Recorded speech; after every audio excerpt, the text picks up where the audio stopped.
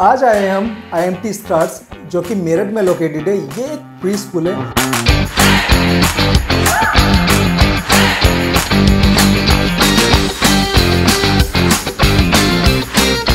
हमारे व्यूअर्स को थोड़ा अपने बारे में बताइए।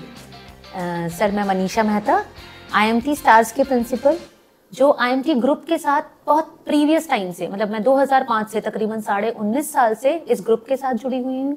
और अगर हम एजुकेशन सेक्टर की बात करें तो तकरीबन 22-22.5 साल हो गए हैं मुझे एजुकेशन सेक्टर के साथ जुड़े हुए। अर्ली चाइल्ड एजुकेशन फील्ड में आपको काम करने के लिए, कार्य करने के लिए कहाँ से प्रेरणा मिली थी? यानी कि कोई आपको कुछ ऐसा मोमेंट था या कोई ऐसे आपके शिक्षक रहे हैं, शिक्षिका रहे हैं, आपके घर वाले रहे हैं जिन्होंने आपको यहाँ पर पहुँचने के लिए या इस करियर में, इस फील्ड में करियर बनाने के लिए प्रोत्साहित किया? हाँ, बहुत अच्छा सवाल है सर। किसी भी चीज को आगे बढ़ने के लिए, जैसे कहते हैं ना, हर सफलता के पीछे किसी ना किसी का हाथ होता है, तो वही चीज यहाँ भी रही। बच्चों का इंटरेस्ट बचपन में ही शो हो जाता है, पेरेंट्स को पता होता है बच्चों का रुझान वो किस फील्ड में आगे। कोई पेंटिंग का जिसमें इंटरेस्ट है, किसी को कंप्यूटर में इंटरेस्ट है, कोई क्रिकेटर बनना चाहता है, कोई फुटबॉल में इंटरेस्ट लेता है। ऐसे ही मैंने अपने शुरुआती दौर में बेसिक्स की बात करें तो बस स्कूल से पढ़कर आए और घर पर वही टीचर बनकर हम पढ़ा रहे हैं। वो चीज इतनी ज्यादा हो गई थी कि दिमाग में कहीं ना कहीं इस फील्ड में जाने की मोटिवेशन मिली। माता पिता ने सहयोग करा, उस चीज को सराहा, उस चीज में आगे बढ़ने के लिए हौसला दिया। हमेशा कभी इस चीज के लिए मना नहीं किया कि क्यों टीचर, क्यों आपको इस फील्ड में, क्यों आप ये नहीं कर सकते, ये करना है, बहुत अच्छा है, आपको आगे बढ़ना है। दूसरा अहम रोल होता है आपके टीचर्स का, आपके शिक्षकों का। आपके शिक्षकों ने आपको कैसे पैशनेट बनाया है किसी चीज को लेकर। आप अगर उन्होंने आपको पॉजिटिव मोटिवेट किया है तो 100% आप गोल अचीवर बनेंगे, आप उस पर आगे काम कर पाएंगे। और यहीं अगर आपको कुछ ड्रॉबैक्स मिले हैं, अरे तुमसे नहीं होगा, तो वो चीजें आपको हमेशा डीमोटिवेट करती हैं। तो मेरे पेरेंट्स ने, मेरे टीचर्स ने उस चीज के लिए मुझे बहुत मोटिवेशन दिया। फिर जब इस फील्ड में काम करना शुरू करा तो हम इतने बड़े ग्रुप के साथ जुड़े। हमारे ग्रुप में हमारे चेयरमैन सर हैं डॉक्टर योगेश मोहन गुप्ता जी।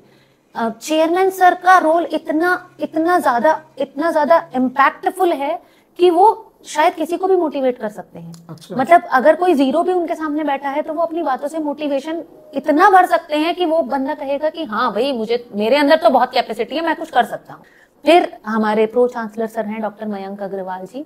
उनके अंदर जो जोश है, जो जुनून है, काम को लेकर जो जज्बा है, वो हर दिन हमें प्रेरित करता है, वो हर दिन हमें सिखाता है। शुरुआती वर्षों में उनका इन्वेस्टमेंट, उनका टाइम किस तरह से यूटिलाइज करना इम्पोर्टेंट है? सर देखिए, शुरुआती वर्ष किसी भी बच्चे के लिए, किसी भी बच्चे के आगे के भविष्य की नींव होती है। जैसे हम कोई बीज लगाते हैं तो हम उसे पौधा बनाने के लिए बहुत सब्र के साथ उस पर काम करते हैं। हम उस बीज की निलाई गुड़ाई करते हैं, हम उसे खाद देते हैं, पानी देते हैं, उसे धूप दिखाते हैं, तभी हम उम्मीद कर सकते हैं कि वो बड़ा होगा और हमें फल देगा।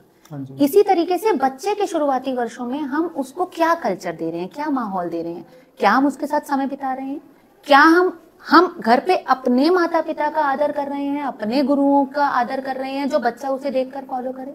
अगर हम ये कर रहे हैं तो बच्चा उस चीज को जरूर फॉलो करेगा क्योंकि उसने वही देखा है। NEP 2020 की अगर हम बात करें तो ये न्यू एजुकेशन पॉलिसी है, नई शिक्षा नीति है। और इस शिक्षा नीति के हिसाब से शुरुआती वर्षों में प्री स्कूल में बच्चे को मातृभाषा और उनकी लोकल लैंग्वेज जो होती है, इस भाषा में उनके साथ बात करना, उन्हें ज्ञान देना जरूरी बताया गया है। बिल्कुल सही है। अगर हम घर का माहौल हमारा इस भाषा का है, मातृभाषा का है, और हम स्कूल में उसे वो माहौल नहीं देंगे तो वो हमारे साथ किसी भी तरीके से कोप अप नहीं कर पाएगा। साथ ही ये दोनों अपनी जगह हैं। साथ ही NEP में ये भी कहा गया है, द्विभाषी कंसेप्ट, उसको हम नजरअंदाज नहीं कर सकते कि बच्चे की फ्यूचर उन्नति के लिए उसे और भाषाओं का ज्ञान कराना भी जरूरी है। अगर हम अपने विद्यालय की बात करें तो हम इस चीज के ऊपर बहुत फोकस रहते हैं। जैसे अभी हमने the golden book of world record में बच्चों का नाम हमारा दर्ज कराया गया है। उसके अंदर हमारा बच्चों ने 108 बच्चों ने, जैसे अगर मैं अपने स्कूल की बात करूं तो मेरे पास 2-2.5 साल से लेकर और 11 साल तक का बच्चा मेरे पास है।